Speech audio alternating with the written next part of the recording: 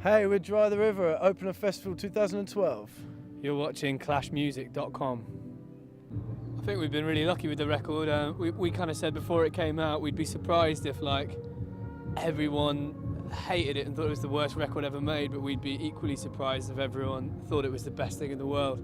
But most reviews were really positive, and everyone's been really... Yeah, critically it came off really well. There was some good reviews and saw a few 5 stars here and there, which is really exciting for us. So yeah, commercially, however, hasn't sold too many, but critically it seems to have done well, and hopefully the people who did buy it like it. So yeah, we're pretty chuffed.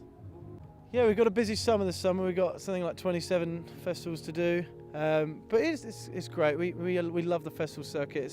You get to be outdoors in nice weather like this and playing a bunch of shows. And tomorrow we have to be up at 4 a.m. I think we've got 3 flights. That's the downside of it, obviously. And 10 hours of driving or something to play in Slovakia. But so sometimes it's tougher, and sometimes last week we had a couple of days off in Croatia and after a festival in Zagreb, and it was like 30 degrees and really nice. So it just depends. But yeah, and just in general, it's actually I really like the summer season just because you get it, rather than touring constantly when you're away for a month at a time. In the summer we seem to be away 3-4 days over a weekend, then you get 2-3 days at home to chill out and do your laundry and stuff. So it kind of works out in our favour a little bit. And not that you ever do any laundry. This is a clean vest today. I just put it on. I always remember this great we went to Latitude Festival a few years back and saw Sigur Rós there, and it just blew my mind. They were so awesome.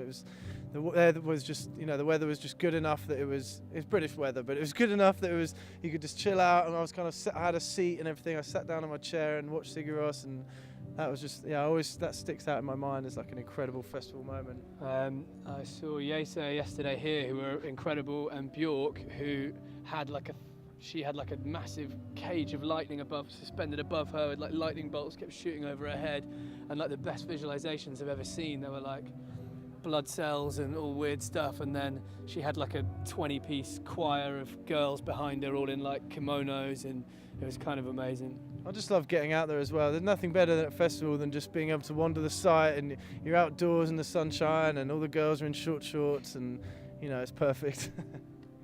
Yeah, we've done so many festivals last summer we did something like 43 festival appearances and 20 odd this year. And I think Reading last year, we kind of all grew up around sort of Reading, Guildford, Newbury kind of area, and we were all into we all came from punk bands and metal bands and whatever. So for us to go to Reading, which is the kind of alternative festival when we were growing up that we always used to go to, and we played Radio 1 stage. Oh no, Festival Republic stage we played, and it rained. We were kind of lucky with the weather. It suddenly started to rain just before our set, so our tent kind of filled up a bit.